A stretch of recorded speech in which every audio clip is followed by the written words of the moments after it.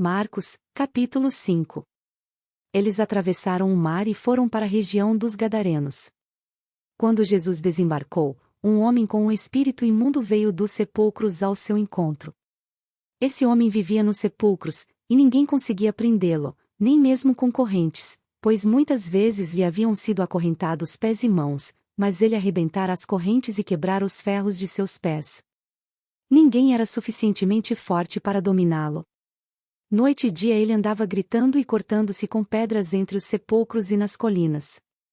Quando ele viu Jesus de longe, correu e prostrou-se diante dele, e gritou em alta voz: Que queres comigo, Jesus, Filho do Deus Altíssimo? Rogo-te por Deus que não me atormentes. Pois Jesus lhe tinha dito: Saia desse homem, espírito imundo. Então Jesus lhe perguntou: Qual é o seu nome? Meu nome é Legião, respondeu ele, porque somos muitos. E implorava a Jesus, com insistência, que não os mandasse sair daquela região. Uma grande manada de porcos estava pastando numa colina próxima. Os demônios imploraram a Jesus: Manda-nos para os porcos, para que entremos neles. Ele lhes deu permissão, e os espíritos imundos saíram e entraram nos porcos. A manada de cerca de 2.000 porcos atirou-se precipício abaixo, em direção ao mar, e nele se afogou. Os que cuidavam dos porcos fugiram e contaram esses fatos na cidade e nos campos, e o povo foi ver o que havia acontecido. Quando se aproximaram de Jesus, viram ali o homem que fora possesso da legião de demônios, assentado, vestido e em perfeito juízo, e ficaram com medo. Os que o tinham visto contaram ao povo o que acontecera ao endemoninhado, e falaram também sobre os porcos. Então o povo começou a suplicar a Jesus que saísse do território deles. Quando Jesus estava entrando no barco, o homem que estivera endemoninhado suplicava-lhe que o deixasse ir com ele.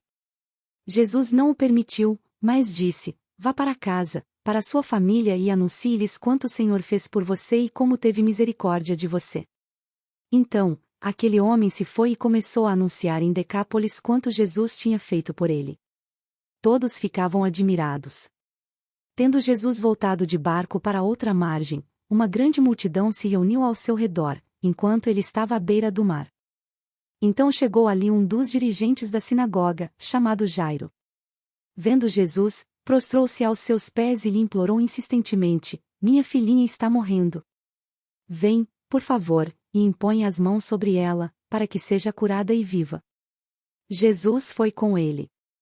Uma grande multidão o seguia e o comprimia. E estava ali certa mulher que havia 12 anos vinha sofrendo de uma hemorragia. Ela padecera muito sob o cuidado de vários médicos e gastara tudo o que tinha, mas, em vez de melhorar, piorava. Quando ouviu falar de Jesus, chegou-se por trás dele, no meio da multidão, e tocou em seu manto. Porque pensava: se eu tão somente tocar em seu manto, ficarei curada. Imediatamente cessou sua hemorragia e ela sentiu em seu corpo que estava livre do seu sofrimento. No mesmo instante, Jesus percebeu que dele havia saído o poder, virou-se para a multidão e perguntou: Quem tocou em meu manto?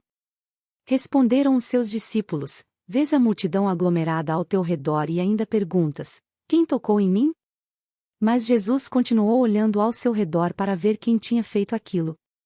Então a mulher, sabendo o que lhe tinha acontecido, aproximou-se, prostrou-se aos seus pés e, tremendo de medo, contou-lhe toda a verdade. Então ele lhe disse: Filha, a sua fé a curou. Vá em paz e fique livre do seu sofrimento. Enquanto Jesus ainda estava falando, chegaram algumas pessoas da casa de Jairo, o dirigente da sinagoga. Sua filha morreu, disseram eles. Não precisa mais incomodar o mestre. Não fazendo caso do que eles disseram, Jesus disse ao dirigente da sinagoga: Não tenha medo, tão somente creia. E não deixou ninguém segui-lo, senão Pedro, Tiago e João, irmão de Tiago. Quando chegaram à casa do dirigente da sinagoga, Jesus viu um alvoroço, com gente chorando e se lamentando em alta voz. Então entrou e lhes disse: Por que todo este alvoroço e lamento? A criança não está morta, mas dorme.